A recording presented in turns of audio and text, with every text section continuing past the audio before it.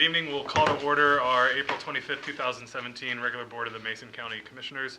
We begin for our Pledge of Allegiance. If Tom Davis would please lead us. I pledge allegiance to the flag of the United States of America and to the republic for which it stands, one nation, under God, indivisible, with liberty and justice for all. The clerk would please take the roll. Commissioner District 1, Randy Netherland. I'm here. Commissioner District 2, Kevin Schutte. Here. And Commissioner District 3, Terry Jeffries. Here. Okay. Item number 4, if the clerk would please report the correspondence. The National Alliance on Mental Illness, Thurston and Mason sent a letter recognizing May as National Mental Health Awareness Month, and the Economic Development Council sent in their first quarter report. Thank you. Item 4.2, we have a proclamation tonight in honor of Volunteer Recognition Day that I will read now. Whereas the entire Mason County community can affect positive change with any volunteer action, no matter how big or small, and whereas volunteers working in their communities utilize their time and talent daily to make a difference in the lives of the residents and visitors to Mason County, and whereas during the National Volunteer Week, April 23rd through 29th, 2017, all over the county, service projects will be performed and volunteers will be recognized for their commitment to service. And whereas experience teaches us that government by itself cannot provide all the resources needed to assist our residents and visitors who find themselves in immediate danger. And whereas our county's emergency volunteer force is a great treasure. And whereas Mason County emergency volunteers are vital to our future as a caring and productive region of the state of Washington. Now, therefore, we, the Board of County Commissioners of Mason County, do hereby proclaim April 25th, 2017 as Volunteer Recognition Day in Mason County and urge our fellow citizens to volunteer in their communities. By volunteering and recognizing those who serve, we can ensure a better, safer, and more secure community for our children, families, friends, co-workers, and visitors. Dated this 25th day of April, 2017. And special thank you to all those who volunteer for Mason County. I know we've spent the past couple of weeks getting out and about and visiting with our volunteer boards.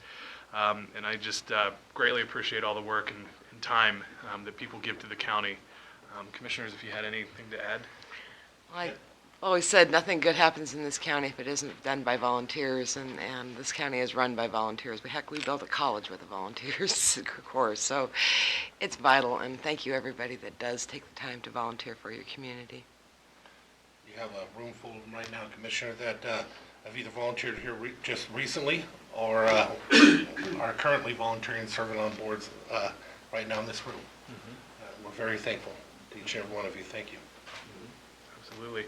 And one of the most important things a volunteer can do, aside from the actual work that they're doing, is to recruit other volunteers. Yes. So you can go out and let people know how fulfilling your work as a county volunteer is, and you can bring them along with you. So we hope to see more volunteers going forward. So thank you for everyone.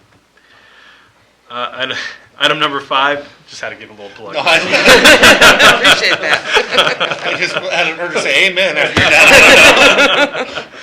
Item number 5 is our open forum for citizen input. It's an opportunity for members of the public to address the commission on items that aren't listed on tonight's agenda. If there are any members of the public that would like to do that, now is the time to do so. Please come forward to the podium, and the chair will recognize you if you state your name. Hi there, my name is Zach Hansen, 213 Southeast Osprey Road. I'm a Running Start student at South Sound Community College and a resident of Mason County. I've also served as a sound toxins volunteer for the University of Washington since 2015. As a water steward, I'm required to weekly sample the water in Hammersley Inlet and study it under a microscope so we can measure, count, and record the types of quantity of plankton in our waters throughout the year and compare it against previously recorded records. As you may know, the wastewater treatment plant dumps treated sewage into this inlet, Hammersley, and Oakland Bay, but the plant isn't working properly. This is because the treatment system is accepting 1.5 million gallons of additional sewage each year. Since January, this plant has been pumping improperly treated sewage into Hammersley and Oakland Bay, a place that you and I call home. We swim here, we play here, and it is the second largest producing inlet of oysters on the half shell in the South Sound. This overflow of sewage has made shellfish from this body of water unsafe to eat and sell. The septic treatment plant on Walker Park uses a UV light treatment system. The light is used to purify water, sewage water from bacteria and viruses. Unfortunately, due to high rainfall and sewage overflow, the water cannot be cleaned properly with a UV light. This is because turbidity of the water prevents improper penetration of the UV rays. This turbidity is also referred to as total suspended solids mentioned in the wastewater treatment plant reports. Although this problem is currently under investigation by the State Department of Health, after almost 3 months, there have been no results from them. So far, we have reported 122 illnesses from Hammersley and Oakland Bay with norovirus-like symptoms. From March 2nd to April 5th, we have 2,250 yards of beach closures. Since April 11th, we have had 3 miles of beach closures. This affects 31 farmers, families, and workers that are directly affected through the recalls and the inability to harvest oysters from what is known to have one of the best growing waters in the South Sound. If we reference the Marine Water Quality Index, you can see that Oakland Bay and Hammersley are in extreme danger. In the last decade, water quality has decreased, and this is unacceptable. I believe it is time we paid attention to the underlying cause and reverse this trend. Home ownership has increased significantly in our watershed, and the county has allowed additional sewage that has not been sufficiently treated, to be pumped into the waterway in our backyard. You've probably had an oyster from Hammersley, or maybe some clams from Oakland Bay, or maybe you've seen the killer whales this week. If you don't stop the water waste treatment plant from discharging into our water, we are at risk. Thank you. Zach. So Zach, you're referring to the city waters, Yeah. sewer system. Yeah. No, but it'll all come together. We split it up into 3 chunks for you. Oh. Okay, next. Well, we didn't want to exceed 5 minutes. So, thanks. My name's John Hansen. I know I've met most of you guys before, 213 Southeast Dotsbury Road. And that being said, you guys weren't here when all this stuff took place, but it is still happening. So we're trying to narrow some stuff down so you guys can go do some homework, because looking at the expressions on your face, you're not aware of what's even happening. Well, about Oakland Bay. And North. Well, but it's worse. So I wanted to add to Zach's remarks with some history as well as hopefully some possible solutions. So right now we have a catastrophic failure in our community, costing an estimated $300,000 a month in revenue losses for shellfish farmers in Mason County since the beginning of January, or what some may call that smoking gun for the 3 miles that's closed right now. Water quality is important to everyone, but sadly we don't always know how to go about fixing long-term problems. The repair concept has been labeled Water Quality Act in 1965, Washington State Pollution Disclosure Act of 1971, and Federal Pollution Control Act of 1972. Now what we call it is the Clean Water Act of 1977. It has one goal, and I quote, "to restore and maintain chemical, physical, biological integrity of the nation's waters, and to eliminate the discharge of pollutants into navigable waters by 1985. That took 2 pages to say that by the EPA. The interim regulations were written to provide, and I quote, "the protection and propagation of fish, shellfish, wildlife, and provide for recreation in and on the water." And Mason County has done an excellent job of that. But that was in 1972. And we've continued that. In 1973, Washington State started. They were one of the first states that took this to actually do something with it. And and we have some of the interim remedies of 1973. But today, obviously, we fall way short of eliminating waste into our water. And what do we know? We treat the water to a level that is not safe enough to spray on the ground. We pump it in the bay, the water we call home, which we ask tourists to come visit. We watch endangered species swim, play and eat and grow, and we grow food in and sell around the world. We all laugh and say this is the dilution solution. We treat it to a safe level. Well, if it's so damn safe, why don't we drink it? Because we can't. I didn't think we would drink it, but it's the diluter, or Hammersley Inlet, Oakland Bay, it's full. We must stop adding anything to it today. Our county health department has been awarded hundreds of thousands of dollars to work within our county septic issues, and yet in Hood Canal, Oakland Bay, Hammersley Inlet, we have serious downtrend water quality because the job is not being done. I don't want to talk to people doing the work, because the buck stops here. You're responsible for what has not been done and what is not being done to correct the issues at hand. We don't need a new shellfish initiative or an action committee to find out what's wrong. It's simple. Society has filled the coffers of dilution to the rim, and our waterways cannot handle it any longer. Waiting for more downgrades like we have in Annis Bay and North Bay is not the answer. We have a water issue at Church Point now for over a year. Are we waiting for grant or special funding? We need to go find the problem, fix the sewage leak into our water, and before we have another downgrade, because at this time we're all in contempt of federal law by ignoring the issues. The first step is to stop the release of nitrogen-filled fecal contaminated water from the largest contributor in our water at the wastewater treatment plant. Treat it to a standard that allows it to be sprayed and absorbed through nature's filters miles away from any waterway or tributary. And to clarify something, so if you don't understand, I didn't realize this either. The water that gets pumped into our bay, it's treated to a certain level right here. If they choose to, and we take this water and treat it so we could spray it and disperse it over a couple hundred acres so it could absorb naturally through nature's filter, it has to get treated through 2 more layers. So it could get sprayed up there. But we don't have to treat it to that level to disperse it in our water. So it's not really getting treated to the level it should. We have other options. So we think it's our duty, per the EPA, is to work towards a 0 level of inflow into our water. Yet we have done is to concentrate the fecal levels and ignore the fact that we do not actually treating or removing the viruses, the bacteria, the nitrogen levels with added nutrients that don't belong. We need to make our water safe. We need to put an immediate stop to the influx of sewage into our waterway in order to protect our community and livelihoods. This started in 1965. Let's bring it to a close, lead the nation to a solution, and show them how it's done. If the wastewater treatment plant treats the water to an adequate level to be sprayed above ground, we can save our waterway. We can, in 8 to 12 months, have access to the area that's closed right now, not including the waterway from the city limit around Simpson's plant north. So that whole commercial zone, not included in these numbers. It's 12,335 feet of harvestable aquaculture property. It's now in a closed area. It would return hundreds of acres in Oakland Bay to an unrestricted harvestable water again. And these beaches would give us 82 possible 150-foot sections of harvestable beach, earning an average of $50,000 a year. That's $4.1 million of revenue off of beaches that we right now have closed. Wholesale, and that's a wholesale price. Retail, that money would go up to close to $12 million a year. Right now we have enclosed water. I ask how you can say that anyone cannot afford to do this.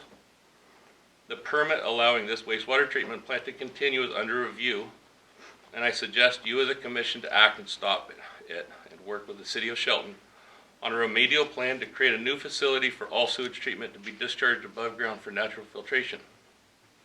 And if you weren't aware, in 2004, our county was involved in a suit for over $18 million for hiring someone who discharged illegally into Oakland Bay and contaminating shellfish beds. This is starting to look very similar to what happened in 2004. So our waterway is overflowing. It's not with water. We'd like to let's fix it today. Thank you.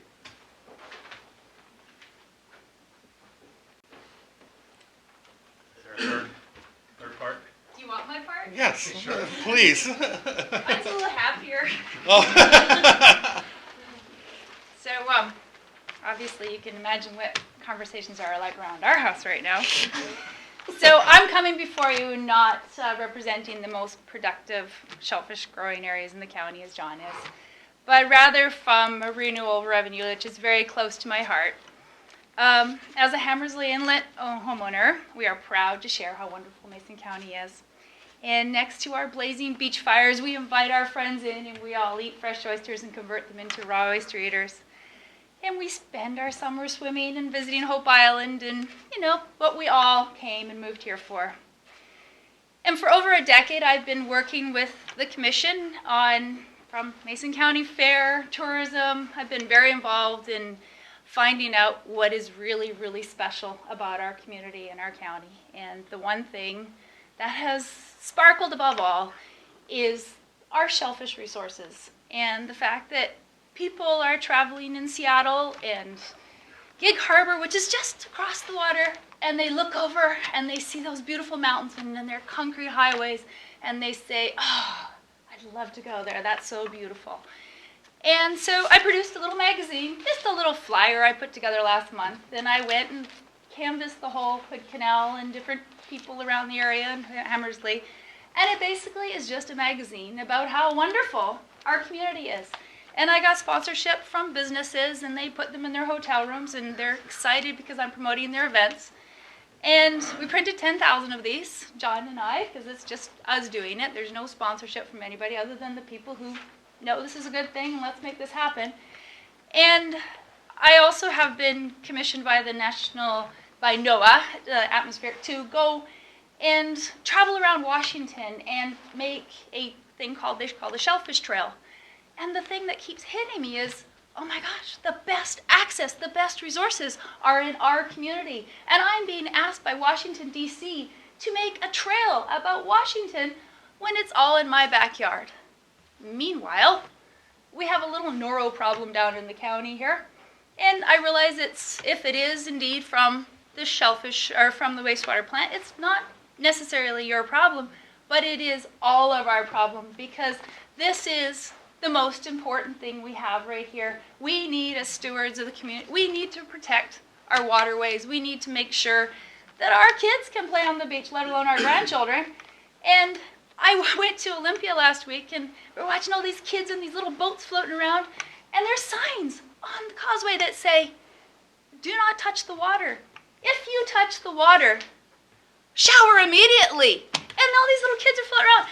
We're not that far from it. You look at a map on Mason County's website that shows all Shelton area, and it is bright red.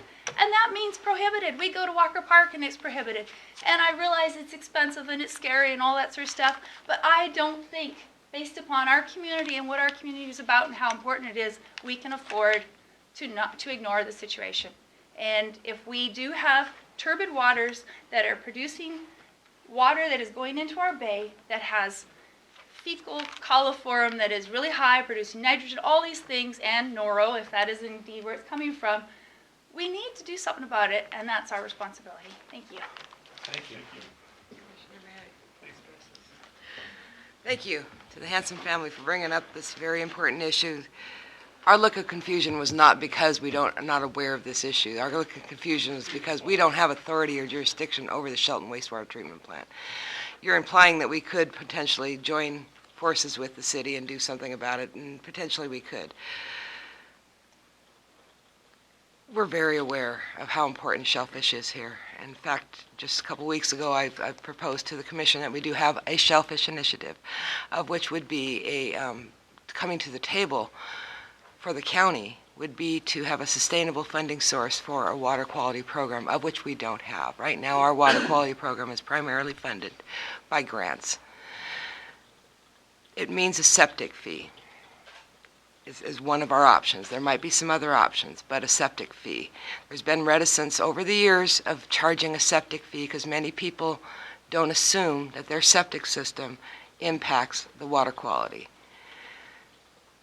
As I've talked to citizens about this, there's been a tremendous response back. What's the shellfish industry doing? So I would challenge you and other smaller shellfish growers to come to the table with what could the shellfish industry do to help? Because it's a big, ugly, scary, expensive problem. The shellfish that is harvested out of Mason County is basically sold wholesale. So we don't, except for the multiplier factor of paid employees, we don't see a lot of the revenue generated here to be able to make a direct access there. So I would really encourage the shellfish industry to come join with us in a shellfish initiative to take care of this problem once and for all. Thank you. Any other citizen comment?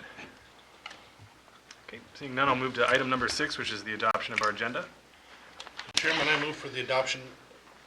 Actually, there is an addition. Commissioner Jeffries, would you? Yeah, Mr. Chair, I would make a request, or make a motion to amend our agenda to add an item 8.10, which would be the approval to appoint Jason Bailey to the Planning Advisory Commission for a term ending March 31st, 2021. I will second that motion. March 31st, 2021. Correct.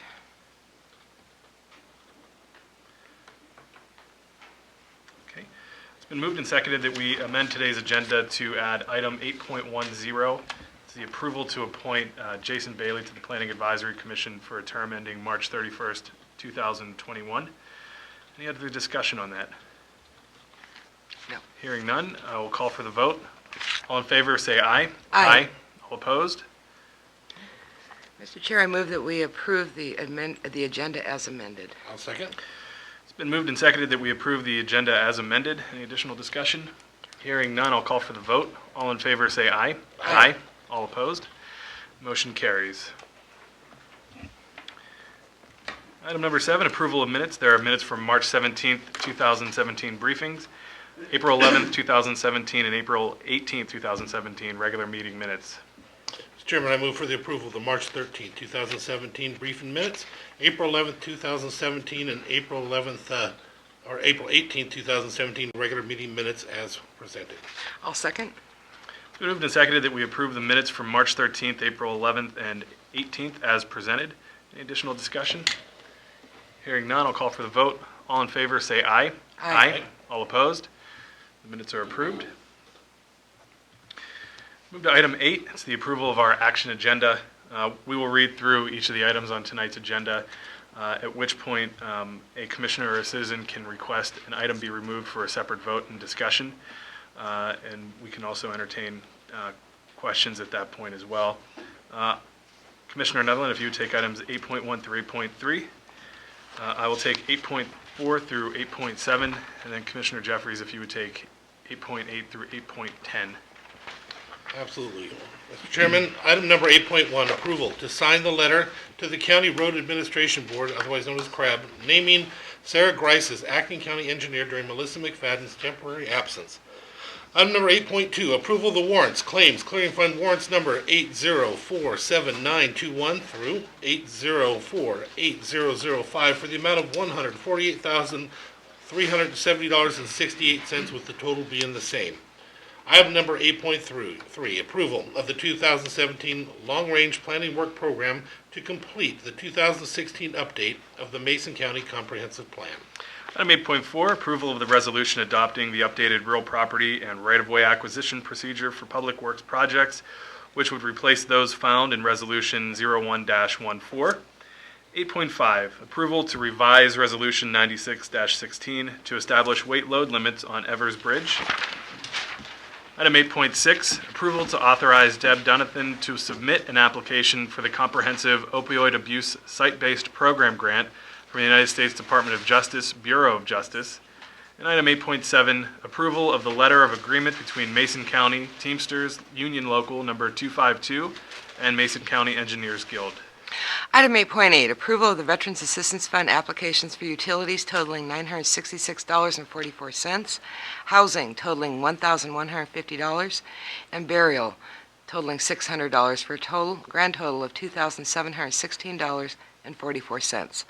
Item 8.9, approval to amend the resolution amending the Veterans Operating Policy, increasing the individual annual limit to $1,200, increase the burial assistance limit to $1,000, increase the one-time catastrophic assistance not to exceed $1,000, and amend the process to expedite the issuance of checks. And finally, 8.10, approval to appoint Jason Bailey to the Planning Advisory Commission for a term ending March 31st, 2021. Okay, very good. Is there a commissioner or a citizen that would like an item removed for a separate discussion? Yes, Mr. Sheriff, please, 8.9 for a separate vote. Okay, item 8.9 has been removed. At this point, I would entertain a motion on the remainder of the action agenda. Mr. Chairman, I move for the approval of the action agenda minus that one item, minus 8.9. And I'll second. It's been moved and seconded that we approve items 8.1 through 8.10 with the exception of item 8.9 on tonight's action agenda. Any additional discussion? No, I don't have any. Okay. With that, I'll call for the vote. All in favor, say aye. Aye. All opposed? And the agenda, or the motion carries.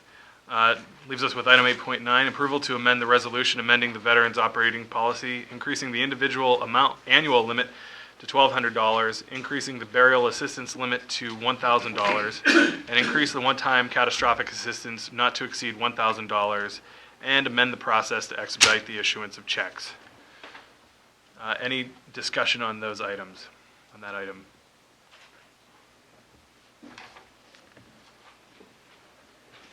Yes, good evening, Commissioners. Tom Davis. I'm a member of the Veterans Advisory Assistance Board, and normally we ask an item to be pulled from the agenda. We have some opposing remarks. That will not be the case tonight, but we'd like to take the opportunity, and members of the Advisory Board would like to take the opportunity, beside myself, to thank the Commissioners. We came to you yesterday. We asked for what we thought were reasonable requests to better serve the veterans in the community. You were most agreeable. I think the questions were reasonable, and your approval was supported by evidence provided. So we do appreciate the cooperation. It's the only thing I'd like to say is that this assistance doesn't change anything dramatically for people. It makes life a little bit more bearable for indigent people who have served the country. It's not going to solve all the problems, of course, but this is a step in the right direction, and we thank you for it. I'd like to introduce right now April Pooler. She's the chair of our committee, and then a couple of other members might have something to say. Thank you. Hi. I can't thank you enough for everything you guys have done, and I don't know if you realize how it's already so hard for a veteran to walk in to ask for help in the first place, and not only the increase of the amounts, but to be so quick for them to be able to receive the funds if they already came there already in need. That is huge, and I can't thank you enough for all of that, because I know it's hard to imagine because you're not there face to face, but I could tell you who probably could explain. Where'd she go? A veteran service officer could tell you even better face to face as they walk in and their need and how important this is to us and how thankful we really are, and the board really appreciates it. So, do you want to come on up? I'm Frederica Grayson. Most of you know me as Ricky. I am a veteran service officer volunteer through the VFW, and I've been doing this going into my 7th year. And I didn't know how far-reaching this was when I first started this job, or how consuming it could be to me, because I can't get enough to do. I can't have enough time to help for these people. They are so in need, and we have a variety of instances, not just the veterans, but their families. They are in great need, and I want to say thank you for what you've done on this agenda. It is wonderful. We have people that come in that can't eat, even though they're trying to use the food bank because there's not the right food for them. We provide that action for them. We have people come in that can't pay their rent, and we provide that action for them. And then we have those that can't bury their husband. And we can't provide that action for them until now, because you have given us this opportunity to have a check made out sooner than 2 weeks. Therefore, if they can have this money, they would have to store their husband in cold storage, as it were, and that counts a lot of money each day. So this doesn't get paid for by the county. This just mounts up. And these funeral homes will not do anything until that money's in their hand. So with this action you've done on this for the burial, thank you again. one of our service officers came forth and wrote a check so that one of the widows could have her husband cremated. And she came back when she received the money and gave it to him and said, "Thank you. You may need to use it again." That was pretty overwhelming. So to make a long story short, our job will never end. Some of these people, their lives will never change. But we need to take the time to make them as comfortable as we can, as healthy as we can, and as safe as we can. Thank you. Thank you. Harry Tatchell. I am the Vice Chair, and I'm also a Veteran Service Officer out of Belfair. The only one, by the way, although I am trying to recruit. And it's Randy and Kevin, and I know all three of you know, my biggest contention since I became a service officer in this county was how it took so long to get a landlord a check for a past due rent. And this expedites that, makes it easier. Now the landlord's not going to have to wait 3 weeks to get a check so he can make his mortgage payment. And we all know how times are and making that mortgage payment, even if it's a rental property. So thank you. Thank you.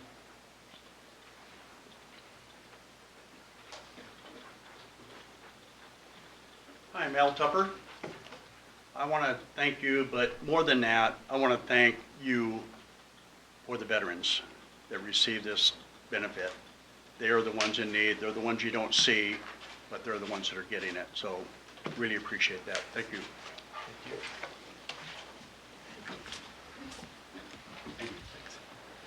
On behalf of them. Any other wishing to comment on item 8.9? Commissioners? How do you comment after that?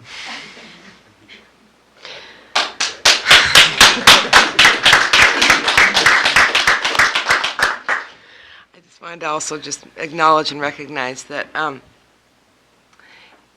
we have county staff, Becky and Diane, who had to step up and say, yes, we're willing to make this change of how to do it, and it is a little bit different, and it adds a little bit of a workload to them to some extent and on a quicker timeline. So I want to acknowledge their willingness to step up and do this well and support it as well. So. I want to point out earlier we talked about the volunteers. For those that are at home, because these are videotaped, those people that you saw come up and stand up before us volunteered. Most of them volunteered to protect us while we stayed at home at times and ran in when others ran out. But more than that, there's volunteering today. They're actually still working to help take care of those same people that have given so much so that we actually have the ability to give this. And I want to remind everybody, this is actually set aside for them anyway. They've just shown such great stewardship of those dollars that they've earned my respect to the point to where I felt obligated to give them what they were asking for. Because I know it's been a long battle. But you guys, you manage that money very well for those veterans. And for the people at home, they may not know it, but every year they turn back or they roll over funds. It's not like they run it short. And they do deny people if they're not supposed to get it and give them just what they're supposed to get, not turn it into their own pocketbooks or their own little fund. So thank you. Very good. Okay, at this point, I would entertain a motion. Mr. Chairman, I move for the approval to amend a resolution amending the Veterans Operating Policy, increasing the individual annual limit to $1,200, increase the burial assistance limit to $1,000, increase the one-time catastrophic assistance not to exceed $1,000, and amend the process to expedite the issuance of the checks. And I'll second. It's been moved and seconded that we approve to amend the resolution amending the Veterans Operating Policy, increasing the individual annual limit to $1,200, increasing the burial assistance limit to $1,000, increase the one-time catastrophic assistance not to exceed $1,000, and amend the process to expedite the issuance of checks. Any additional discussion? Hearing none, I'll call for the vote. All in favor, say aye. Aye. All opposed? The motion carries. Actually, quite a few veterans in this room right now. Even more than this one.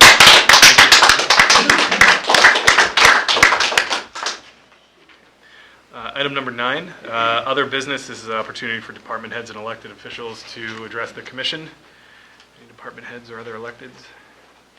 Okay, seeing none, we can move to item number 10. We're past 6:30. Public hearing set for a certain time. We'll begin with item 10.1, the approval to adopt the ordinance amending Title 17 zoning, Chapter 17.12, commercial zoning districts in the Allen UGA, Article 1, Village Commercial District, Section 17.12.110, purpose, Section 17.12.120, permitted uses, and Section 17.12.160, additional development and design criteria. And ask staff to please brief the item. On your March 14th, 2017 meeting, you inadvertently passed an ordinance containing an error on line number 29. The Planning Commission has requested that this correction be made to reflect additional text. The ordinance added minimum 4 multifamily housing units to a village commercial district in the Allen UGA. And the correction would read minimum 4 multifamily housing units per dwelling. As the Planning Commission discussed this, it just adds an additional design criteria providing for a 4-plex type development in these areas rather than some other configuration of units. So it's a very simple text amendment, kind of an inadvertent correction that we didn't catch.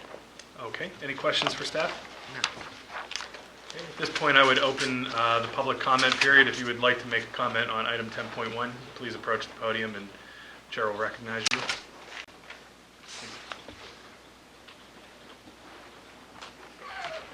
Jeff Carey, P.O. Box 480, Allen, Washington, 98524.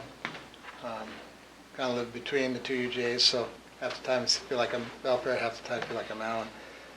I understand where this is, where this has been, this whole 4 dwellings, and I don't want to. So I know where the county is going. I want the county to do things to clean up the code, so I appreciate that. I have a few concerns that, in doing what you're allowing, which I don't have a problem with, and I talked to David here about, our other residential zones have limits as far as dwellings per acre, and he explained to me what the governing factor is that, kind of keeps that under control as far as the village commercial area.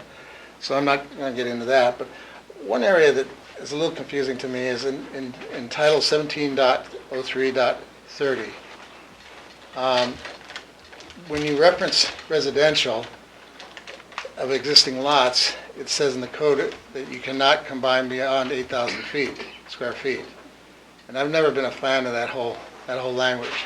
That whole language came into being when the Belfair sewer was going in, and I remember Emmett, because it came out of the sewer side. It didn't come out of planning, it didn't come out of community development or building or anything. It came out of the waste utility side.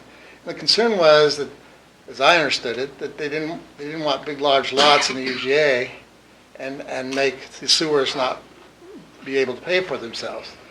The problem with it is the way it's worded, at least my feeling is that it's worded dealing with existing lots. And if you look at most development that's going to happen in Belfair, they're not existing lots because they're going to get created smaller lots within these, anywhere from 5, 10, 15 acre or bigger sections of land. Whereas in Allen, you have a plat, at least, one portion of Allen, and you have a lot of lots. And it just, in my belief, is it wasn't the intent of where the community wanted to go. It's not the intent where I want to go. And it hamstrings our things, and like disability, like in the village commercial, if I understand and read it correctly, and sometimes looking at code, you get it wrong, and I get it wrong, but it looks like to me you cross into the area. Okay, now you're doing residential. When you do residential, you can't create larger lots than 8,000 square feet. And that gets a little tricky when you try to do a fourplex, in 8,000 feet. And another thing that's most people don't understand, I didn't understand it until many years after I bought a house in that plat, is a lot of the lots have never been combined. So they're actually single, even though you'll see on the parcel map, the county's website, they look like, big lots. They're not. For example, I have a small house that I bought back, I was saying 97, and I didn't realize that it straddles 2 lots. And I was working with Alan Borden at the time, and we got to talking, and I can only modify, if I want to do, remodeling to the house, I can only modify the largest portion, which is on lot 1, not on lot 2. So you can only work on one part of the house. And the problem is you can't combine, because you have the code in there that can't take 2 lots and put them together, which would be 9,600 feet. And so all I'm getting at is I'm pretty sure that, it'd have to be checked out. But I know, like, the neighbor across the street had the same problem as far as this declaration of combining parcels. Almost all through the plat that I know of, that's in these, especially smaller lots, especially north of Lakeland Drive, they've never been combined.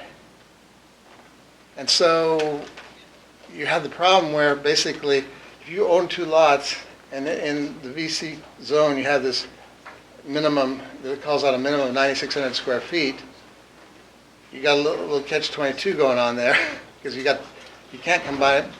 I mean, you can combine it and create an 8,000 foot lot, but then you're going to have this real small, 1,600 foot lot, which you can't build anything on. And I don't know if there's a lower limit how small a lot you can have, but you can't build anything on a 1,600 foot lot. So I guess we'll say I'm not against putting this in, but long term we need to get this figured out because, great, you pass code, but I don't know how you do it. Within the rules, if I understand the rules the way they're presented there.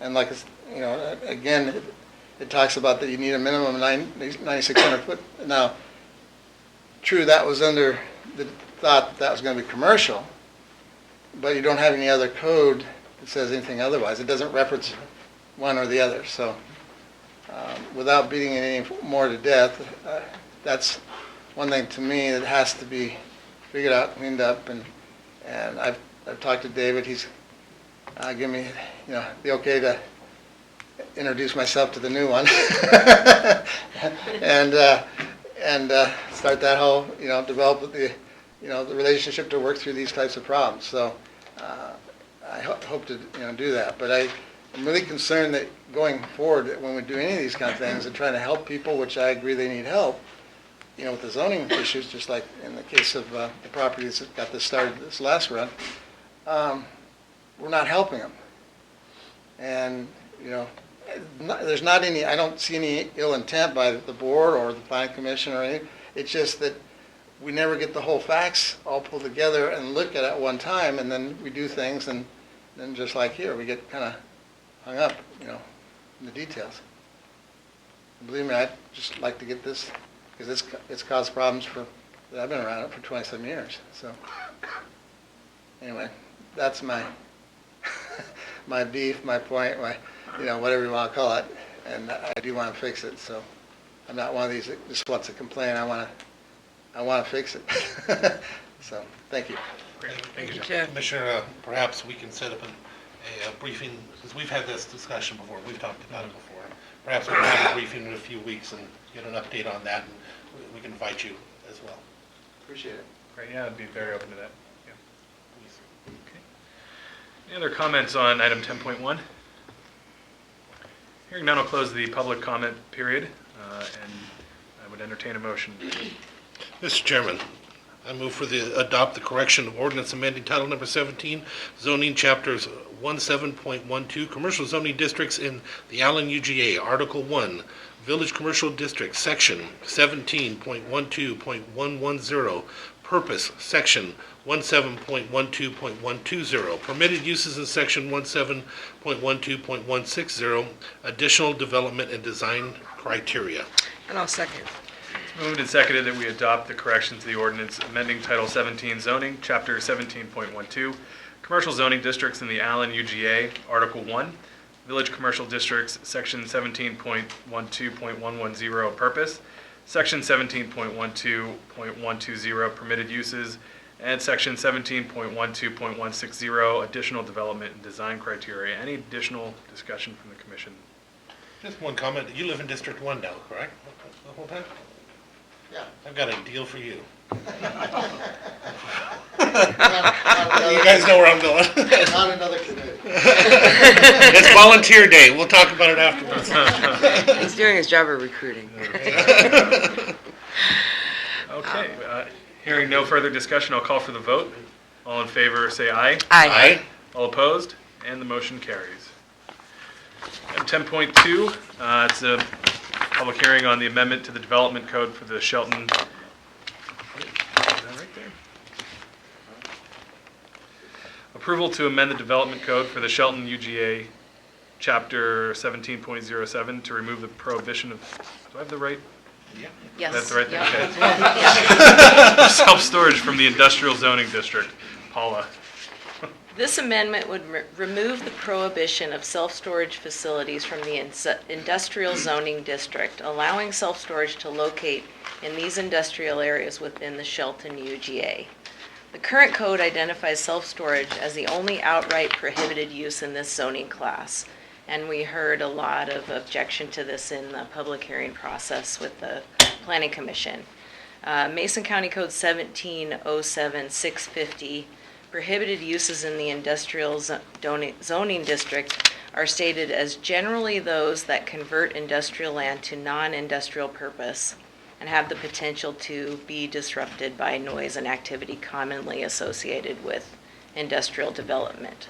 So you can see that the self-storage facilities don't exactly fit that definition. This amendment was heard by the Planning Commission, and they are recommending amending the development code to remove this prohibition to you.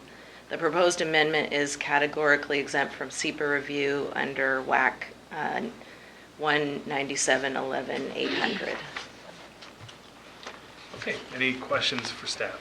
I just think it's interesting that disruption of noise was actually one of the reasons we were supposed to not allow self-storage units in commercial areas. So it's funny how it works for you, however you're wanting to see it work. Any other questions? Okay. At this point, I'll open the public comment period on item 10.2. If you'd like to make a comment, please approach the podium and state your name. The chair will recognize you. Hi, my name's Kerry Ritland, owner of property at 2992 East Johns Prairie Road, which is a self-storage facility. I'm the one who brought this matter up with the county. I'm here to support the ordinance, obviously. There's many more reasons in the staff report that Paula didn't cover why we feel it's a good idea to take that prohibition away. But for me, obviously, it removes a non-conforming problem I have with my property in that within a couple of years after it was developed, the property was developed as a 5-acre parcel of this the 2009 zoning amendments for the Shelton UGA created this prohibition, making it non-conforming. So this is a non-controversial item. Planning Advisory Committee had a good discussion, and there wasn't any opposition. There's some other broader questions about self-storage, but that's pretty much a code-wide concern. That's kind of a work item for the staff to work on. So, and so, so I encourage the commissioners to approve the ordinance. Thank you. Thank you. Mr. Ritland, what's the name of your storage company? What's the name of the facility? Facility. Freedom Self-Storage. Freedom, okay. Yeah. I'm a customer. Oh, yes. Now you're going to have to recuse yourself. Now I have to recuse myself. No special rates, right? I talked to my wife here about your rent. Okay, well, good disclosure there. I'll make the motion on this one. Preview of things to come there, okay. Any additional comment on item 10.2? Hearing none, I'll close the public comment period, and I would entertain a motion. Mr. Chairman, I move to amend the development code for the Shelton UGA, Chapter 17.07, to remove the prohibition of self-storage from the industrial zoning district. I'll second that. It's been moved and seconded that we amend the development code for the Shelton UGA, Chapter 17.07, to remove the prohibition of self-storage from the industrial zoning district. Any additional discussion? Mr. Chair, I will recuse myself from the vote, though I don't, although I don't see a conflict of interest. No, unless you're getting a discount, you're fine for the share discount. No, the court, Would you be I was okay only, if I didn't yeah, I was only recuse joking. myself? Okay, I understand that, but I don't want to. Absolutely not. I don't see a conflict. No, I don't either. Well, with that being said, I will call for the vote. All in favor, say aye. Aye. All opposed? And the motion carries. Thank you for the planning commission and the work they've done. We have a commission member sitting in the row here that worked on this as well, in the spirit of volunteerism. Okay, item number 11 on our agenda tonight is board reports and calendar. Commissioner Netherland, if you would please start. Sure, I'll do a short form here for you. Bye, guys. Thank you, veterans. Thank you. Thank you. Thank you, everyone. Mason County Sportsmen's Association met with me in the offices in here. Mason Transit Authority meeting. Peninsula Community Health. What's their last? Services. I'm gonna stop on that one because, commissioners, I need to give a pat on the back to our staff. I gotta tell you, Commissioner Jefferson, remember when we first started, we tried so hard looking to find a way to make things change around here to get to yes for our developers and our people. Following the law, always following the law, never skirting the law or anything like that, but if it was not required by law, it shouldn't have been held upon over their heads. Commissioner Jeffries, I want to tell you, we brought in some people that know how to get to yes. And I want to thank you from on behalf of my community because while I was away, you actually had, people don't know this, but you stepped in and got a hold of somebody else while he was away on vacation, and you were able to make sure that they had a temporary occupancy permit that allowed them to open their doors and continue going into a service that is extremely needed in my community. And so I want to thank you for that. But I also want to thank our staff because, Commissioner, I tell you what, you both, you would have been proud. Even though somebody may have been angry when they came in the door, by the time this was done, they worked hard to find a way to get to yes and save them a whole bunch of money. And it's all going great, and it's because of how they looked at it coming in the door. Director Wyndham, I want to thank you very much. And Jeremy Hicks was also there. And I tell you what, I'll go with you anywhere. Proud of you guys and how you handled it. We've done well, Commissioners. Thank you. So now I'm going to go back to the other again. I met with some developers on a different project. I also traveled around with Dave Wyndham that day to look at some of the other issues that we're facing in the North Mason area. I met with Derek Kilmer and his folks, along with some folks from the Navy, some folks from Waste Management, some folks from the rail, some folks from the EDC. The list was endless on some of the opportunities and things that are going on up there. And of course, Congressman Kilmer was right there, and he is willing to try and help them to accomplish what they need to so we can bring some more economic development to Mason County. And he needs a pat on the back for that as well. I attended for a brief time part of the ABC Allen Belfair collaboration meeting, Mount Moriah Temple Board meeting, Peninsula Regional Transportation Organization, met with Kitten Rescue, which was very interesting. Regular briefings, we had our meeting of all elected officials today. After this meeting's over, I will be attending for the rest of the week North Mason Chamber of Commerce Luncheon, Lakeland Village Board meeting, Shelton Memorial Park, which is the cemetery board, West Sound Alliance for the transportation, an association meeting of the HOAs. I've reported on it before. I'm going to meet with them again. They all have been getting together, trying to find ways to work with the county and other entities to help clean up our community and make their developments more readily livable in without some of the issues. And we've learned as county commissioners that they actually have more power than we do as a county. So what we're trying to do is find a way to put it together and help empower them to be able to get their jobs done so that we can actually have a bigger impact on what we're doing. And again, our staff has been out front with code enforcement, doing it in a new way that hasn't been done before here, and they're actually getting things done. There was a question today about financing, how much money we're making off of code enforcement, but the truth of the matter is, the goal is to get it done, and our staff has been very good at getting it done. So what they're doing, instead of making us a bunch of money, is they're actually getting some of these things off the books that have been on there for many, many years. So I'd rather us go that route anyway. So let's see, I had one more left that I can't read, and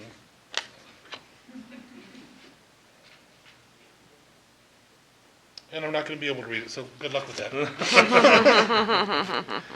Commissioner Jeffries? Following last week's meeting, we had our Port of Allen, we had our Mason Transit Authority meeting at the Port of Allen. That Wednesday, I met with the volunteers who successfully have gotten the interest of the South Sound YMCA to bring a YMCA here to Mason County, looking for some help. They were looking for some help from the county, so I hope that we can identify some kind of funding to help them get their feasibility study done. Had the Hood Canal Coordinating Council meeting. Met with the Behavioral Health Organization, work session around some of our human resource needs as we go forward in creating a separate entity separated from Thurston County completely. Met with our Civil Service Committee and thanked them for their volunteer efforts. Let's see, then I had the opportunity to work with the organization Shelton to the Top on Earth Day to do some litter pickup, and my fellow volunteer and I found a actually homeless camp under the bridge there at Goldsboro Creek and created more work than we were ready for, but we were up for the task. But it was just kind of interesting. One of the first times I'd ever actually tried to clean up one of those and see what you find behind that's left behind. Let's see, had a meeting of the Oyster Board for Oyster Fest, and then I had a very interesting discussion presentation today by the Washington State Department of Transportation. They've done a county-wide review of all the state highway, they call it a corridor sketch initiative, of any of the pinch points and tough mobility issues on state highways across the county, and looking for some input. Unfortunately, it wasn't really well attended, so there was some folks like at the port in the city of Shelton that I think would have had some good input, but they will be doing an online survey, so we'll try to push that out and get some more feedback regarding some potential solutions to some of the pinch points they had found. Met with city officials regarding some issues with our hookup on of the water system there, and we had our meeting with the elected officials here. I thought it was a really good meeting, and thank you very much for pulling that together and setting up the agenda, Commissioner Schutte. Tomorrow I will be meeting with the contracted consultants who are working to update our economic development element, and then I'll be meeting by phone with our tourism marketing agency under contract with us, and then meeting of the Lewis Mason Thurston Area Agency on Aging. I will be attending the Belfair Elementary School auction on Saturday, and we'll be back here for briefings on Monday. Okay, very good. A couple of highlights from last week. I had my first meeting with the State Building Code Council. We're in the process of hiring a new director. So it was a meeting to sort of establish the parameters for that search and get that underway. Last week I was also in Olympia for the Association of Counties Legislative Steering Committee. They had was our final regular meeting of the regular session. If you don't know already, we're already in special session. So first of, we'll just say it's the first special session of the year. But there's a lot of work going on this week. Most of it is behind the scenes with the budget negotiators, and so we definitely have a few things to watch there. Tie into that is this week we'll be having a conference call with the other members of the Legislative Steering Committee to kind of map out what our efforts will look like for special session and then beyond. Also, today, I just want to thank all the other elected officials in the county who were able to make it to today's meeting. I think it's important for us to continue to collaborate with them on some of the issues that we're facing in the county. I've learned very quickly in these first few months in office that it's easy to get siloed in on the things that we're working on, and it's always refreshing to hear some of the positive things the other offices and departments are working on. So I really appreciated hearing some of those things. Tomorrow morning, I'll be up bright and early joining the Pioneer Kiwanis Club over at Spencer Lake Bar and Grill. Also be meeting again with the jail subcommittee of the Criminal Justice Working Team as we as we continue to look for solutions to our criminal justice facilities issues. Also be meeting with members of the Hood Canal School Board and administration and staff from the county to discuss an RCO grant similar to what we were able to accomplish for North Mason on a track and field project for Hood Canal. This would be a huge benefit to the Hood Canal community, and I look forward to being able to help them move that forward. Friday morning, I'll be at the Sheriff's Breakfast. They'll be focusing on the Special Olympics. So as some of you may have heard, the Sheriff's Office is partnering with other criminal justice agencies, including the Department of Corrections, to host a torch run in June. And so this will be kind of the kickoff for that. And so I look forward to it. They have a pretty thorough route plan starting up in Belfair and then working its way all the way south. A lot of support from the tribes, and they're going to be involved. And so I think it'll be a great way to highlight that in our community. Sunday, I will be joining the North Mason Regional Fire Authority for their training. We've given them a house up on Sand Hill Road to use for burn training, live fire training. So I'm going to be stopping in there and just observing that. Yeah, we'll leave everything to the professionals, and I'll make sure that I stand behind and just give them a pat on their back as they run in and train. So look forward to that. And then Monday we'll be back for briefings and meeting on Tuesday. So that wraps up my calendar report. I have one little story to share with you before we leave tonight. I had the pleasure, I hate posting on Facebook, but I had the pleasure to respond to somebody who actually, there was a complaint, there was a need for a business that was trying to open in North Mason, and there was a complaint that it had taken 3 weeks to get from permit to all the way through. And I got a chance to tell them I appreciate their thoughts, but let them and remind them, let them know that it used to take 14, 17 weeks when we first came in here, and there were times where it took as much as 6 months. So I'm sure if you look around, that 3 weeks is okay. You know? Well, Dave, that's a testament to your efficiency that now 3 weeks is your staff is just taking too long in 3 weeks. We got a great staff. We're doing really well. The community is really starting to move too. Things are happening. Yeah. Excellent work. Excellent work. Okay, with that, I would entertain a motion to adjourn. Mr. Chair, I move that we adjourn. I'll second. We are adjourned. Have a good week, everybody. Thank you. Jeff?